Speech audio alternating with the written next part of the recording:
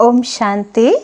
आज के बाबार 9/9/2020 मुरली। आज बाबा मुरलीते विशेष महावाक्य बोलेছেন যে बच्चे তোমাদেরকে বাবার কাছে কিছু জিজ্ঞেস করার দরকার নেই। বাবা তো জ্ঞানের সাগর।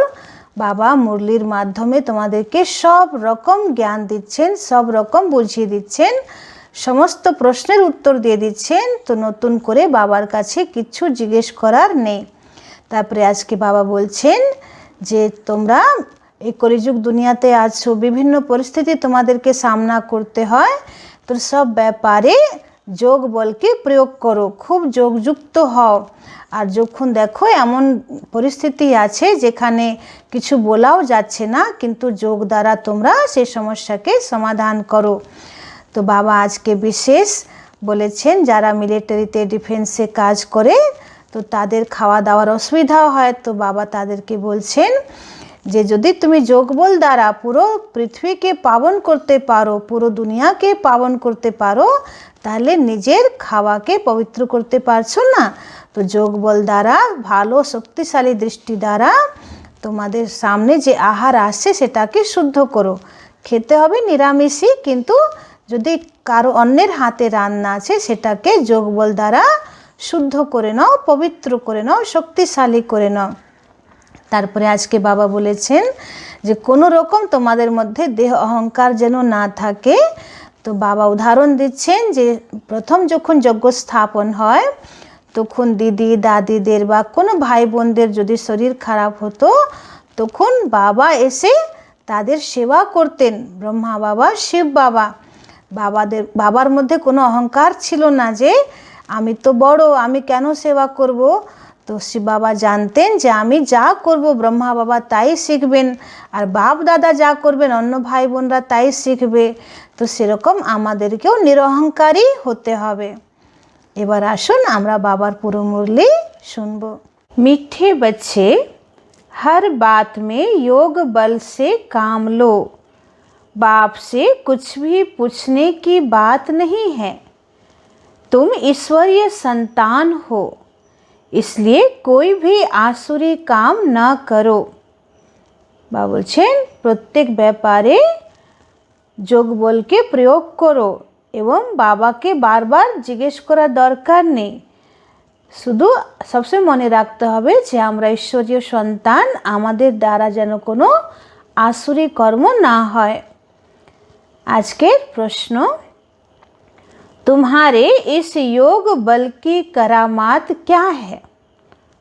বাবা জিজ্ঞেস করছেন যে তোমাদের এই যোগ বল দ্বারা কি কি চমৎকার হয়, কি কারামাত হয়।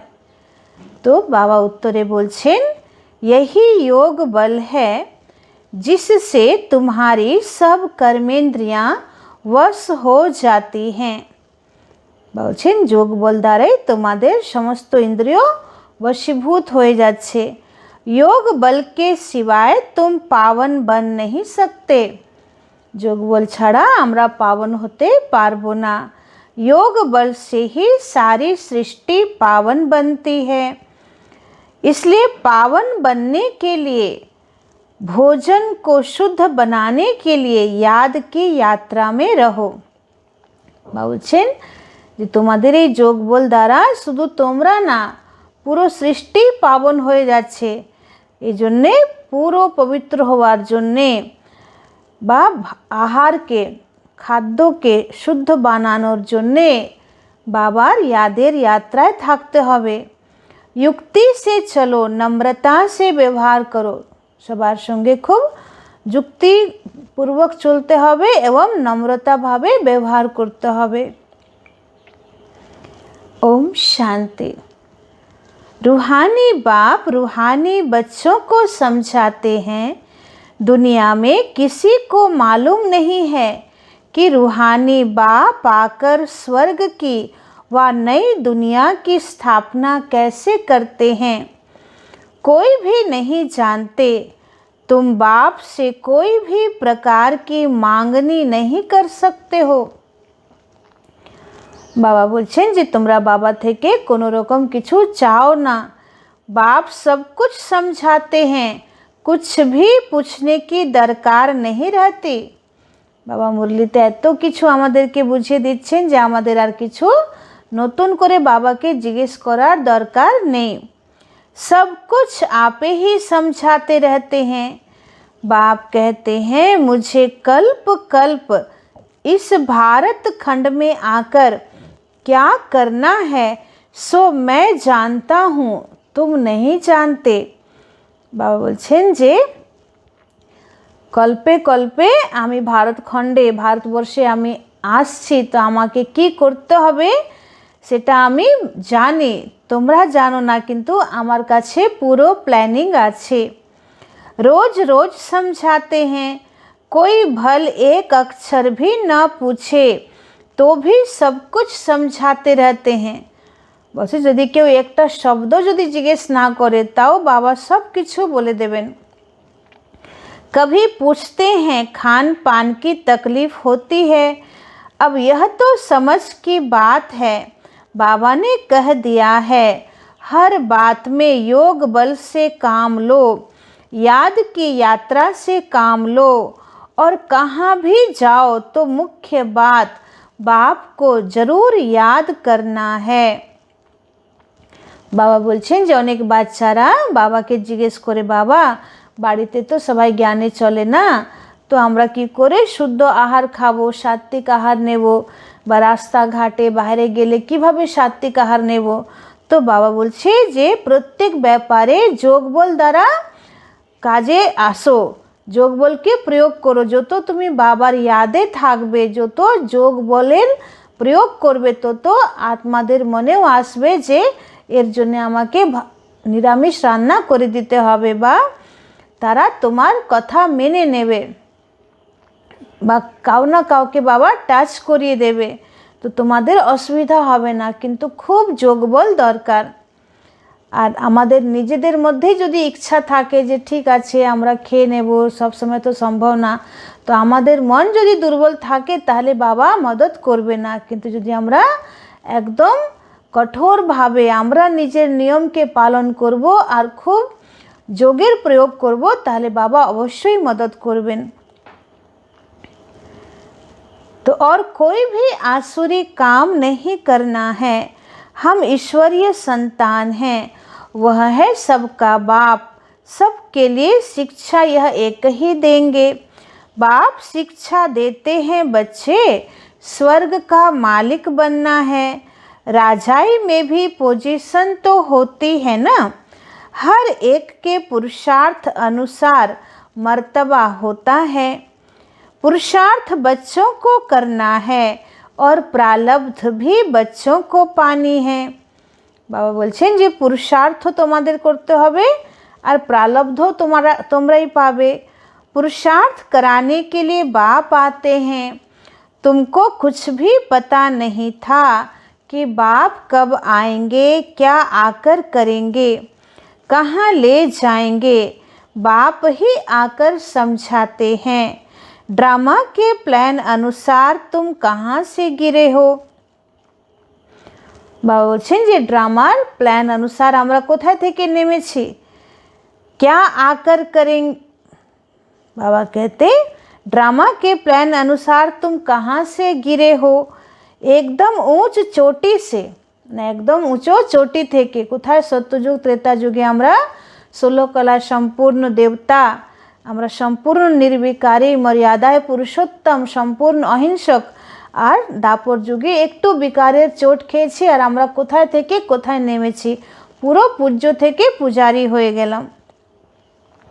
तो जरा भी बुद्धि में नहीं आता कि हम कौन हैं। अब महसूस करते हो ना, तुमको स्वप्न में भी नहीं था कि बाप आकर क्या करेंगे, तुम भी कुछ नहीं जानते थे। বলছেন তোমরা স্বপ্নেও ভাবতে পারোনি যে বাবা এসে কি আমাদেরকে দেবেন বা আমাদের জন্য কি করবেন, তো এখন আমরা জেনেছি। अब बाप मिला हुआ है तो समझते हो न, ऐसे बाप के ऊपर तो न्यौछावर होना पड़े। जैसे पतिव्रता स्त्री होती है तो पति पर कितना न्यौछावर जाती है। বলছেন যেমন পতিব্রতা স্ত্রী হয় না, তো তারা নিজের স্বামীর উপরে কিভাবে কুরবান হয়ে যায়, বলিহার হয়ে যায়। চিতা पर चढ़ने में भी डर नहीं होता। আগেকার স্ত্রীরা তো একদম স্বামীর চিতার উপরেই উঠে যেত।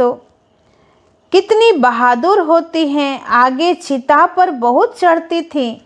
यहाँ बाबा तो ऐसी कोई तकलीफ नहीं देते। बाबा तो আমাদেরকে এরকম কোনো কষ্টই দিচ্ছেন না। भल नाम ज्ञान चिता है, परंतु जलने करने की कोई बात नहीं है। বাবা বলছেন যে বাবা বলেন যে बच्चे জ্ঞান চেতায় ওঠো, কিন্তু সত্যি করে কোনো আগুন নেই যেখানে আমরা পুড়ে যাব। बाप बिल्कुल ऐसे समझाते हैं जैसे मक्खन से बाल। बच्चे समझते हैं बरोबर जन्म जन्मांतर का सिर पर बोझा है, कोई एक अजामिल नहीं। हर एक मनुष्य एक दो से जास्ती अजामिल है। বাবা বলছেন জন্ম জন্মান্তরের পাপের বোঝা তোমাদের মাথার উপরে আছে, শুধু কেউ একজনই অজামিলের মতন পাপী না, এখন প্রত্যেক মানুষই অজামিলের মতন পাপী হয়ে আছে। কেন? জন্ম জন্মান্তরের পাপের বোঝা মাথার উপরে আছে। मनुष्यों को क्या पता पास्ट जन्म में क्या किया है, अभी तुम समझते हो पाप ही किए हैं। বাবা বলছেন যে যখন মানুষের জীবনে খুব চরম দুঃখ আসে তখন ভগবানের কাছে বলে না যে আমি এমন কি পাপ করেছি যে আমার এই শাস্তি হচ্ছে। তো বাবা বলছে যে নিশ্চয়ই পাপ হয়েছে, না হলে এত দুঃখ কেন আসবে।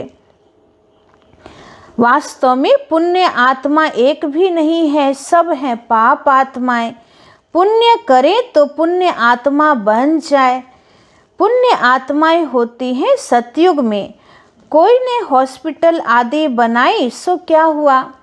বলছে এখন এই কলিযুগে একটাও পুণ্য আত্মা নেই, পুণ্য আত্মা হবে সত্যযুগে। যদি কেউ হসপিটাল বানালো বা ধর্মশালা বানালো বা কোনো স্কুল বানালো, তাহলে কি সে পুণ্য আত্মা হয়ে যাবে? বা বলছে একদিকে শুধু পুণ্য করলে হবে না, পবিত্র হতে হবে পুরোভাবে। सीढ़ी उतरने से थोड़े बच जाएंगे। বলছে কেউ হসপিটাল বানাক, কেউ ধর্মশালা বানাক, কেউ বড় বড় ইউনিভার্সিটি কলেজ বানাক, কিন্তু কালচক্রকে তো কলিযুগ পর্যন্ত আসতেই হবে। আর কলিযুগে যত মানুষ আছে তাদেরকে তমপ্রধান তো হতেই হবে, তো নিচে তো সবাইকেই নামতে হবে। चढ़ती कला तो नहीं होती है ना, गिरते ही जाते हैं।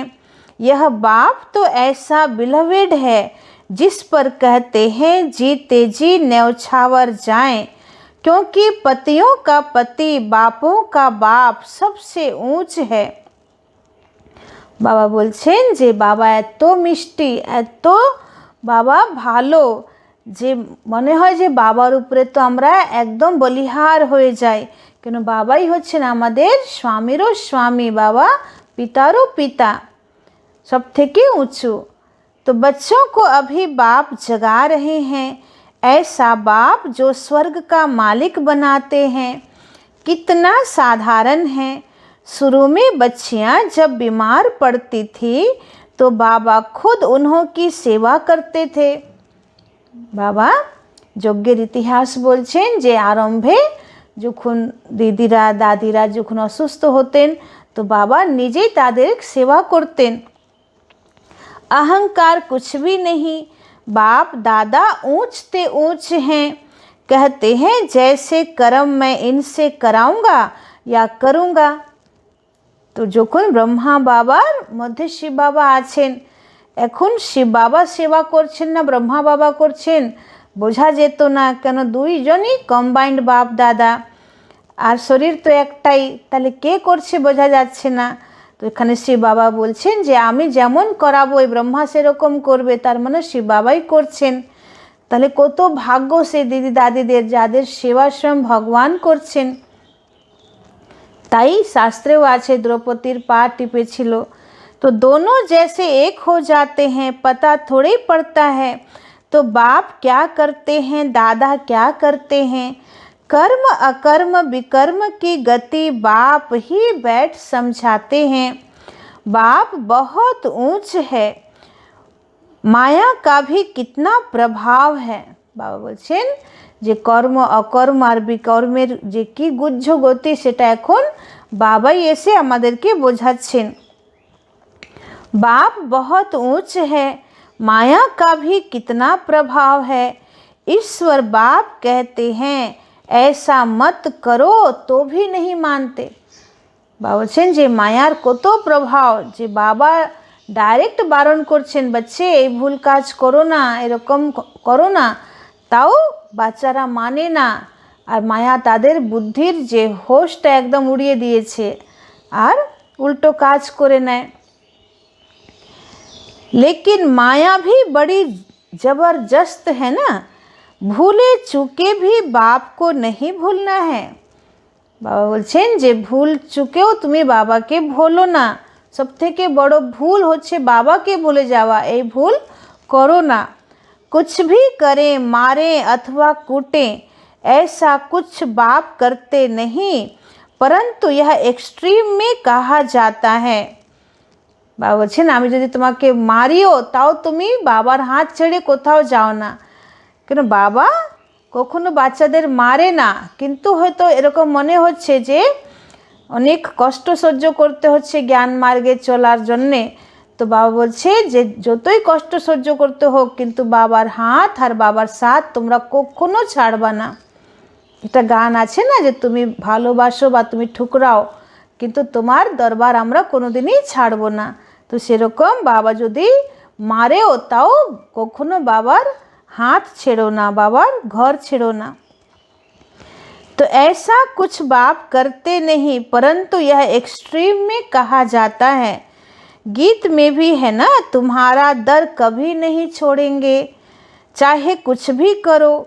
বলছে একটা গানও আছে যে যাই করো কিন্তু তোমার দর আমরা ছাড়বো না। बाहर में रखा ही क्या है, বলছে বাবার ঘর ছেড়ে কোথাও যাবা তোমরা, বাইরের দুনিয়াতে কি আছে, চারিদিকে তো বিকারের পাক আছে, নরক, একদম ররব নরক, তো সেখানে গিয়ে কি করবা। तो बुद्धि भी कहती है जाएंगे कहाँ, बाप बादशाही देते हैं फिर थोड़े ही कभी मिलती है। বাবা তো সত্যযুগের বাদশাহী দিচ্ছেন, আর এই সুযোগ তো আর আমরা কখনো পাবো না, কোনো যুগেও পাবো না। ऐसे थोड़े ही है दूसरे जन्म में कुछ मिल सकता है नहीं, यह पारलौकिक बाप है जो बेहद सुख धाम का तुमको मालिक बनाते हैं। বলছে আর কোনো জন্ম তোমরা পাবা না যাতে তোমরা পুরুষার্থ করতে পারবে, মুরলি শুনতে পারবে, বাবার সঙ্গে যোগ লাগাতে পারবে। এই সঙ্গম যুগের অন্তিম জন্মই হচ্ছে আমাদের এটা খুবই মূল্যবান। तो बच्चों को दैवी गुण भी धारण करने हैं, सो भी बाप राय देते हैं। अपना पुलिस आदि का काम भी करो, नहीं तो डिसमिस कर देंगे। হয়তো কেউ পুলিশে আছে বা কেউ মিলিটারিতে আছে, বাবা বলছে সেই ডিউটিগুলো তো তোমাকে করতেই হবে, নাহলে তোমাকে সার্ভিস থেকে বাদ দিয়ে দেবে। তো সেগুলো করো, কিন্তু সব সময় বাবাকে সঙ্গে রেখে চলো, बाबा के याद करो, शुद्ध भोजन खाओ। अपना काम तो करना ही है, कहाँ कहाँ आँख भी दिखानी पड़ती है। এবার যারা পুলিশ তাদেরকে তো রাস্তাঘাটে মানুষ ভুল করলে তাদেরকে চোখও দেখাতে হয়, বকতে হয়, তো সেটা ডিউটি ভেবে করতে হবে। जितना हो सके प्रेम से काम लो, বলছেন যতটা সম্ভব আগে প্রেমপূর্বক ব্যবহার করো, প্রেমে কথা বলো, তারপরে যদি না মানে তাহলে যুক্তি দিয়ে চোখ দেখাও। हाथ नहीं चलाना है, हाथ दिए काउके मेरो ना। बाबा के कितने ढेर बच्चे हैं, बाबा को भी बच्चों का ओनर रहता है ना।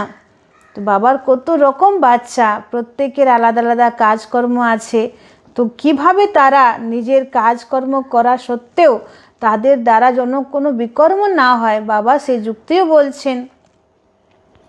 तो मूल बात है पवित्र रहना, जन्म जन्मांतर तुमने पुकारा है ना, हे पतित पावन आकर हमको पावन बनाओ, परंतु अर्थ कुछ भी नहीं समझते। बुलाते हैं तो जरूर पतित हैं, नहीं तो बुलाने की दरकार नहीं। বলছেন মানুষ ভগবানকে এত ডাকছে, তার মানে তারা দুঃখী পতিত হয়ে আছে তবেই তো ডাকছে, নাহলে ডাকতো কেন? पूजा की भी दरकार नहीं, बाप समझाते हैं तुम अबलाओं पर कितने अत्याचार होते हैं, सहन करना ही है, युक्तियाँ भी बतलाते रहते हैं। বাবা বলছেন যে অবলা নারীদের উপরে কত অত্যাচার হয় পবিত্রতার জন্যে, তো বাবা বলছে সহন করতেই হবে তোমাকে। এটা না যে তারা মারছে পিটছে, তো আমরাও বাবার যে প্রতিজ্ঞা, বাবার কাছে আমরা যে প্রতিজ্ঞা করেছি যে বাবা পবিত্র থাকবো, তো আমরা স্বামীদের অত্যাচারের জন্য এই প্রতিজ্ঞাকে ছেড়ে দিলাম আর তাদের মতন হয়ে গেলাম। বাবা বলছেন না, যতই তোমাকে মারুক তোমাকে সহ্য করতে হবে। युक्तियाँ भी बतलाते हैं, बहुत नम्रता से चलो, बोलो आप तो भगवान हो, फिर यह क्या मांगते हो। বাবা বলছেন যে যারা বিকারের জন্য নিজের স্ত্রীকে মারে, তো তোমাদের স্বামীদেরকে বলো যে তুমি তো আমার জন্য ভগবান, তাহলে ভগবান কি কখনো এসব চাইবে? हथियाला बांधते समय कहते हैं ना, मैं तुम्हारा पति ईश्वर गुरु सब कुछ हूँ। যখন বিয়ে হয় গঠবন্ধন হয় তখন কি বলে যে আমি আজকে থেকে তোমার ঈশ্বর, তোমার গুরু, তোমার স্বামী সব কিছু হলাম। अब मैं पवित्र रहना चाहती हूँ तो तुम क्यों रोकते हो। এখন আমি পবিত্র থাকতে চাইছি, তো তুমি আমার ঈশ্বর রূপে ভগবান রূপে আমার পবিত্রতা রক্ষা করো। भगवान को तो पतित पावन कहा जाता है ना, आप ही पावन बनाने वाले बन जाओ। বলছে স্বামীদেরকে ভালো করে সম্মান দিয়ে বলো, নম্র হয়ে বলো যে আপনি আমাকে পবিত্র হতে সাহায্য করুন। ऐसे प्यार से नम्रता से बात करनी चाहिए, क्रोध करे तो फूलों की वर्षा करो। বলছে তারা যদি ক্রোধ করে, রাগ করে, তো তাদের উপরে ফুলের বর্ষা করো। मारते हैं फिर अफसोस भी करते हैं, जैसे शराब पीते हैं तो बड़ा नशा चढ़ जाता है, अपने को बादशाह समझते हैं। বলছে যেমন কেউ মদ খায় তখন নিজেকে রাজা ভাবে, আমি বাদশাহ, তারপরে যখন মদের নেশা শেষ হয়ে যায় তখন মনে হয় যে আমি কি করলাম। তো ঠিক সেরকম যখন মানুষের মনে বিকারের নেশা ওঠে তখন তার স্ত্রীকে কত মারধর করে, আর তারপরে যখন সে নেশাটা কমে যায় তখন মনে হয় যে আমরা কি করলাম, নিজের স্ত্রীকে কেন মারলাম। তো यह विष भी ऐसी चीज है जो बात मत पूछो।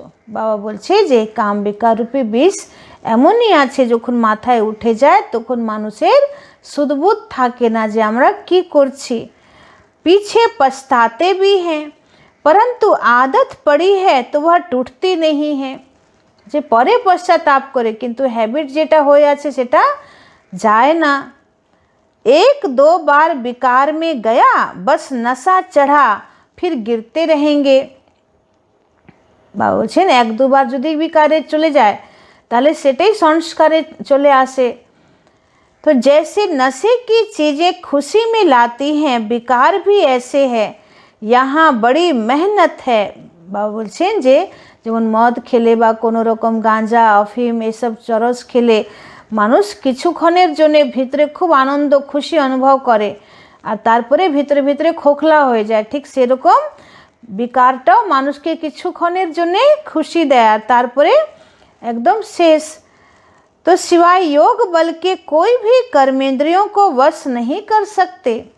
তাই বাবা বলছেন যে যোগ বল ছাড়া এই সমস্ত কর্মেন্দ্রিয়গুলোকে वश করতে পারবে না। योग बल की ही करामात है, तब तो नाम मशहूर है। बाहर से आते हैं यहाँ योग सीखने, शांति में बैठे रहेंगे, घर बार से दूर हो जाते हैं, वह तो है आधा कल्प के लिए आर्टिफिशियल शांति, किसी को सच्ची शांति का मालूम ही नहीं है। বাবা বলছেন ভারতবর্ষের এই যোগের খুব মহিমা, তো মানুষ যারা বাইরে বিদেশে থাকে তারা ভারতবর্ষে যোগ শিখতে আসে যে ভারতবর্ষের প্রাচীন যোগ শিখব। এবার এখানকার যারা বড় বড় যোগগুরু আছে তাদেরকে পুরো একান্তের চুপচাপ শান্তিতে বসিয়ে দেয়, কিন্তু সত্যি করে তারা রাজযোগ শেখায় না, কেন? তারা নিজেরাই রাজযোগ জানে না। তারা যে যোগ জানে সেটাই শেখাচ্ছে, আর ওটাকে বলছে ভারতবর্ষের প্রাচীনতম যোগ শেখাচ্ছি।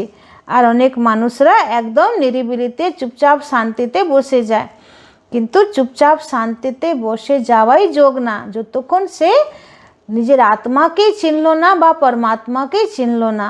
परमात्माকে জানলই না তো বাবার সঙ্গে যোগ কি করে লাগবে।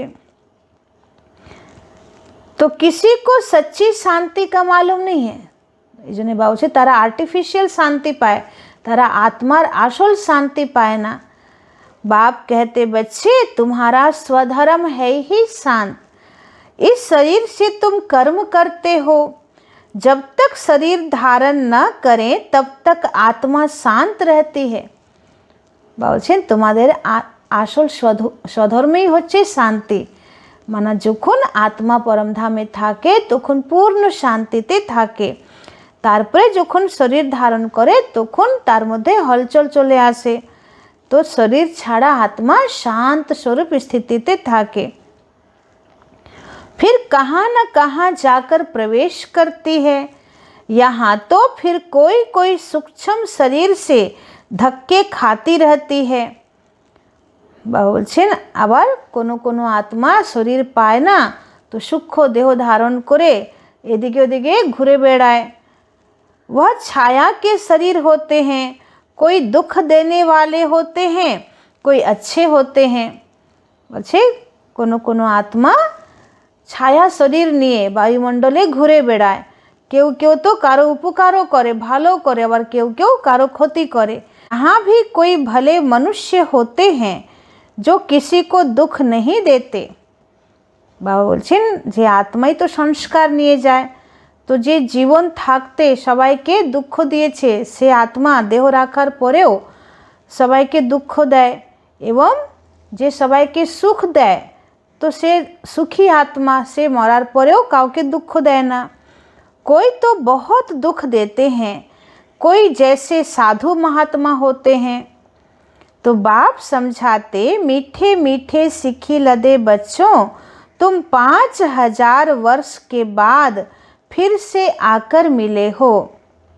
बाबा बोलছেন যে আমার মিঠে মিঠে শিখিলাদে বাচ্চা, তোমরা 5000 বছরের পরে আমার সঙ্গে এসে মিলেছো, দেখা করছো। क्या लेने के लिए? बाबार কাছে আমরা কেন এসেছি, কি নিতে এসেছি? बाप ने बताया है तुमको क्या मिलने का है। बाबा आपसे क्या मिलना है, यह तो प्रश्न ही नहीं है। বাবা বলছে যে বাবা থেকে আমরা কি পাবো, বাবা তুমি কি দেবে, এই প্রশ্ন বাবার কাছে করাই যাবে না।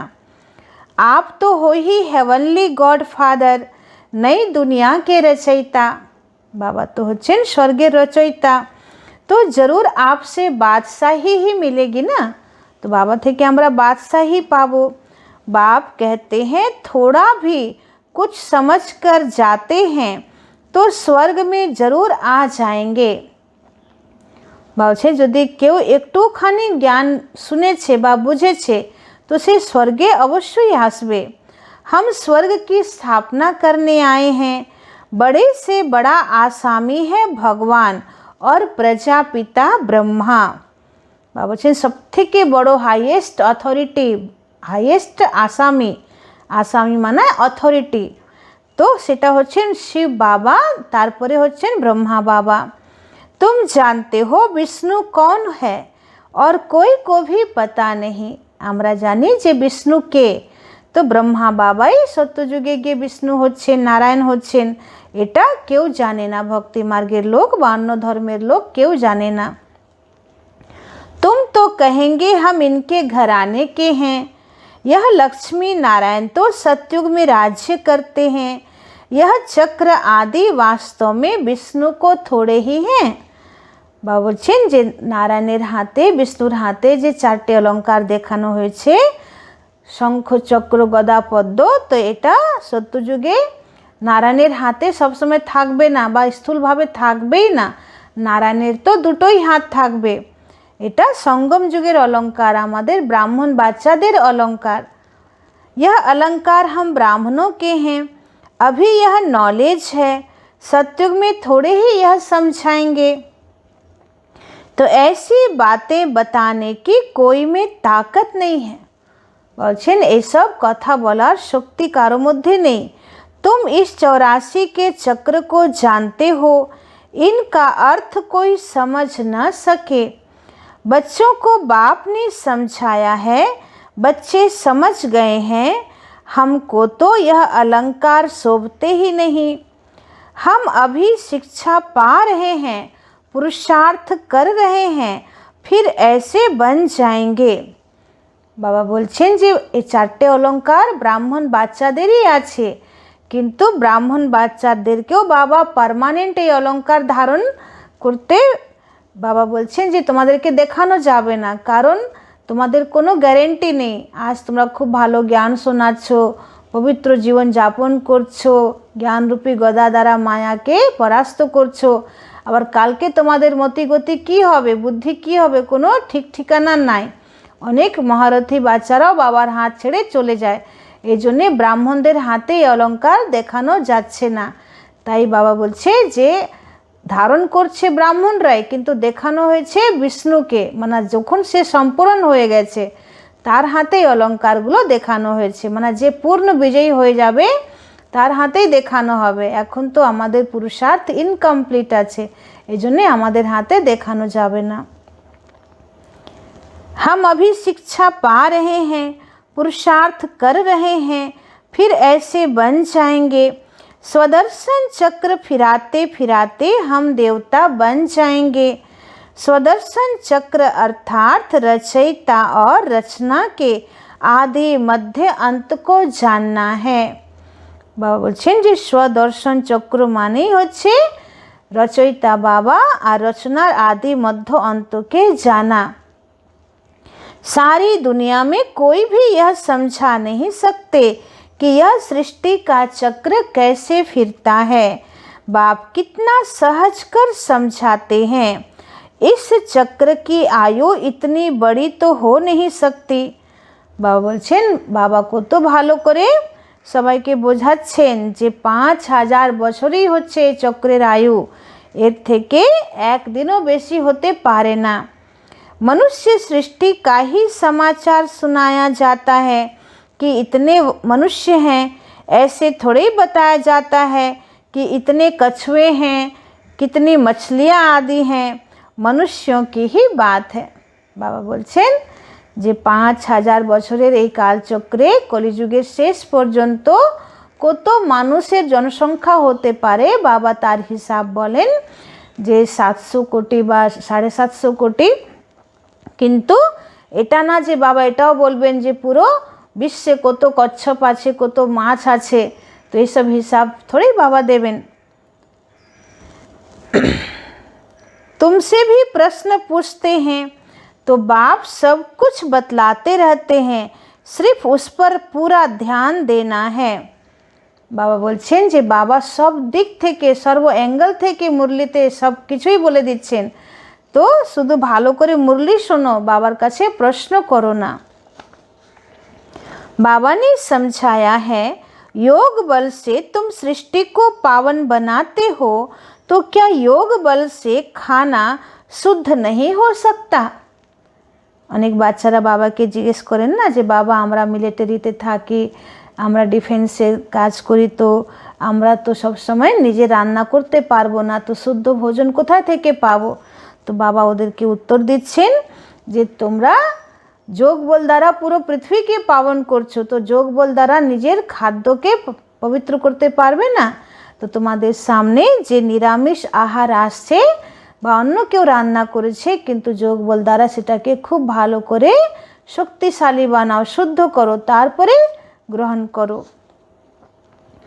अच्छा तुम भी ऐसे बने हो, फिर कोई को आप समान बनाते हो। अभी तुम बच्चे समझते हो कि बाप आया है स्वर्ग की बादशाही फिर से देने, तो इनको रिफ्यूज नहीं करना है। बाबा इशारा দিচ্ছেন যে যে রান্না করে তাকেও তুমি জ্ঞান শোনাও, তাকে আপ সমান বানাও, তাহলে সে যদি বাবার জ্ঞানে চলে আসে, সে যদি শুদ্ধ পবিত্র হয়ে যায়, তাহলে তো কোনো অসুবিধাই নেই। তো বাবার হাত ছেড়ো না, বাবার জ্ঞানকে রিফিউজ করো না, যে আমরা নিয়মে চলতে পারছি না বলে আমরা জ্ঞানই ছেড়ে দিলাম। তো বলছে জ্ঞানকে রিফিউজ করো না। জ্ঞানকে রিফিউজ করা মানে বিশ্বের बादशाहीকে রিফিউজ করা। तो इनको रिफ्यूज नहीं करना है। विश्व की बादशाही रिफ्यूज की तो खत्म। বলছে তাহলে তো আর তোমার জীবনের কোনো অস্তিত্বই থাকলো না। বাবার হাত যদি ছেড়ে দেওয়া হয় বা বাবার ধারণাকে যদি ছেড়ে দেওয়া হয়, फिर रिफ्यूज में जाकर पड़ेंगे মানে কিচড়ের ডিব্বা, যেটা যেখানে আবর্জনা ফেলা হয়। তো বলছে যদি বাবার হাত ছাড়ো তাহলে একদম পুরো নিচে পড়ে যাবে। तो यह सारी दुनिया ही किचड़े का डिब्बा है ना। বলছে সারা দুনিয়াই তো এখন আবর্জনার একদম জায়গা হয়ে গেছে। दुनिया का हाल देखो क्या है। বলছে সারা দুনিয়ার অবস্থা দেখো তোমরা কেমন হয়ে আছে দুনিয়া। तुम तो जानते हो हम विश्व के मालिक बनते हैं। यह किसी को पता नहीं है कि सतयुग में एक ही राज्य था। বলছে দুনিয়াতে কেউ জানে না যে সত্যযুগে एकटाई राजत्व छिलो। मानेंगे ही नहीं, अपना घमंड रहता है तो फिर जरा भी सुनते नहीं, कह देते यह सब आपकी कल्पना है। मानुष वेद शास्त्र पढ़े निजेके एत पंडित भावे जे आमरा जखन ज्ञान शोनाई तखन बोले जे आपनारा आमादेर शास्त्रेर बिरुद्धे कथा बोलछेन और एटा आपनादेर कल्पनार ज्ञान, एटा भगवानेर ज्ञान नहीं। कल्पना से ही यह शरीर आदि बना हुआ है, अर्थ कुछ नहीं समझते। बस यह ईश्वर की कल्पना है। ईश्वर जो चाहे सो बनते हैं, उनका यह खेल है। ऐसी ऐसी बातें करते हैं। यदि आमरा बोली जे भगवान एरकम 12 अवतार 10 अवतार ये सब भगवानेर नय, तो ओरा बोले जे भगवान যখন যা इच्छा সেই रूप धारण करतेই পারে, আপনারা কেন হস্তক্ষেপ করছেন ভগবানের লীলাতে। तो এত বড় বড় কথা বলে যে আমাদের মুখটা বন্ধ করে দেয়। ऐसी बातें कहते जो बात मत पूछो, মানে এমন এমন তারা ভগবানের জন্য বলে যে তাদের উপরে আর কথাই বলা যায় না। तो अभी तुम बच्चे जानते हो बाबा आया हुआ है। बुढ़िया भी कहती है बाबा हर 5000 वर्ष के बाद हम आपसे स्वर्ग का वर्षा लेते हैं।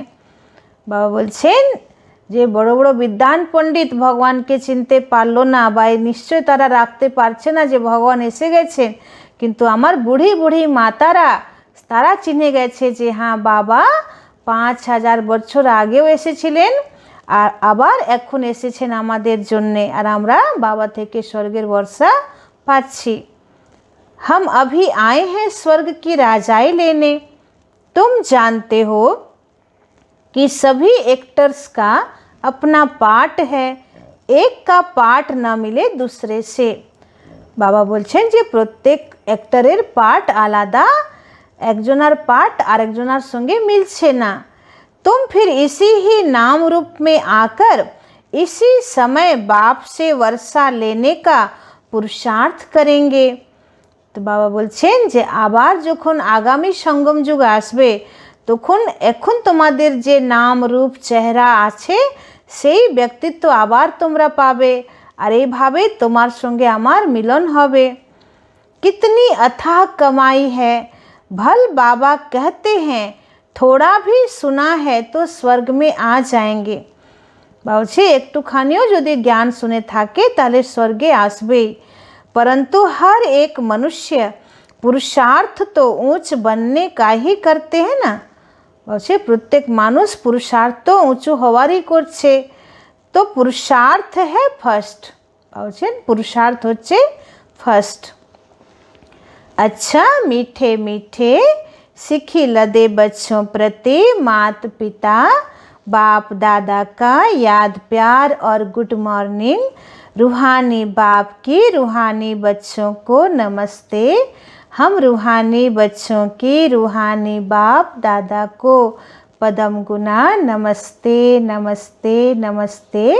सदा रहेंगे हंसते बनेंगे फरिश्ते, चलेंगे परम धाम के सीधे रास्ते। शुक्रिया बाबा शुक्रिया।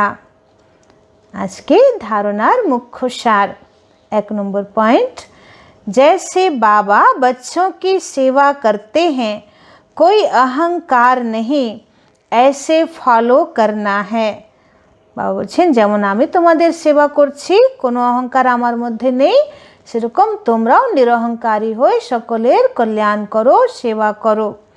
बाप की श्रीमत पर चलकर विश्व की बादशाही लेनी है। বাবার শ্রীমতে চলে বিশ্বের বাদশাহী নিতে হবে। কোনো ব্যাপারে বাবার জ্ঞানকে ছাড়া যাবে না বা বাবার वर्षा के रिफ्यूज करा जावे ना, रिफ्यूज नहीं करनी है। 2 नंबर पॉइंट, बापों का बाप, पतियों का पति जो सबसे ऊंच है, बिलवेड है, उस पर जी तेजी न्यौछावर जाना है। बाबा बोलছেন যে বাবারও বাবা, পিতারও পিতা এবং পতিরও পতি তোমরা পেয়েছো, সবথেকে উঁচ অথরিটিকে পেয়েছো, যে সবথেকে মিষ্টি সবথেকে প্রিয় আছে, তো তার উপরে একদম बलिहार हो जाओ। ज्ञान चिता पर बैठना है, कभी भूले चूके भी बाप को भूल उल्टा काम नहीं करना है। अच्छा कखन भूलेও বাবাকে ভুলো না আর কোনো উল্টো কাজ করো না। আজকের वरदान, मास्टर ज्ञान सागर बन, ज्ञान की गहराई में जाने वाले अनुभवी रूपी रत्नों से संपन्न भव। मास्टर ज्ञान सागर बन, ज्ञान की गहराई में जाने वाले अनुभवी रूपी रत्नों से संपन्न भव। जो बच्चे ज्ञान की गहराई में जाते हैं वे अनुभव रूपी रत्नों से संपन्न बनते हैं। बाबा बोलছেন যারা বাবার জ্ঞানের খুব ডেপথে চলে যায় তারা বিভিন্ন রকম জ্ঞানের অমূল্য রত্ন অনুভব করে। एक है ज्ञान सुनना और सुनाना, दूसरा है अनुभवी मूर्त बनना। বলছেন একটা হচ্ছে জ্ঞান শোনা বা জ্ঞান শোনানো, আর এক হচ্ছে জ্ঞানের অনুভবী মূর্ত হওয়া। अनुभवी सदा अविनाशी और निर्विघ्न रहते हैं। বলছেন अनुभवी आत्मा सदा अविनाशी और निर्विघ्न থাকবে। उन्हें कोई भी हिला नहीं सकता, তাদেরকে কেউ हिलाते पारबे ना। अनुभवी के आगे माया की कोई भी कोशिश सफल नहीं होती। বলছে যে অনুভবী মূরত আত্মা হবে তাকে মায়া নড়াতেই পারবে না, মায়া যতই চেষ্টা করে নিক তাদেরকে হিলাতে পারবে না। अनुभवी कभी धोखा नहीं खा सकते हैं, इसलिए अनुभवों को बढ़ाते हुए हर गुण के अनुभवी मूर्त बनो। এই জন্য বাবা বলছেন যে অনুভবকে বাড়াও আর अनुभवी मूर्त हो। मनन शक्ति द्वारा शुद्ध संकल्पों का स्टॉक जमा करो। ज्ञानेर मनन चिंतन करे মনের ভিতরে শুদ্ধ সংকল্পের স্টক জমা করতে হবে। তো যত জ্ঞানের আমরা বিচার সাগর মন্থনে বিজি থাকব তত মনের মধ্যে ব্যর্থ চিন্তন আসবে না, ব্যর্থ সংকল্প আসবে না, নেগেটিভ থট আসবে না, আর আমাদের মন খুব খুশিতে आनंदे भरपूर থাকবে। स्लोगन है, फरिश्ता वह है जो देह के सूक्ष्म अभिमान के संबंध से भी न्यारा है। बाबा বলছেন যে ফরিস্তা সে যে দেহের সূক্ষ্ম অভিমান, সূক্ষ্ম বিভিন্ন রকম অভিমান আছে তার থেকেও সে ন্যারা থাকবে, ডিট্যাচ থাকবে, সেই হবে ফরিস্তা। ओम शांति।